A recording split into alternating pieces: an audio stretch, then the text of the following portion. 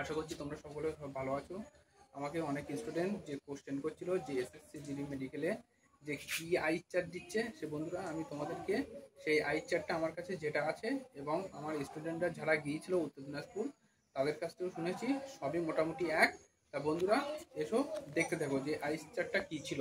এখানে বন্ধুরা এরকম একটা আইস চার্ট দেবে। আইস চার্ট 4 রকমের হতে পারে, এটাও দিতে পারে, আরো 3 রকম দিতে পারে, কিন্তু এটা তোমরা দেখাচ্ছি এরকম। এটা হচ্ছে 6/60, এটা এ 6/36, এটা ও এক্স 6/24 এ কি কি আছে ভি ই এইচ, 6/18 আছে ইউ এক্স এ, 6/12 আছে এইচ ও টি ভি, 6/9 এ কি কি আছে X U A M T, 6/9 A Y A H I X U V, 6/6 এ কি আছে U A H T Y X M V.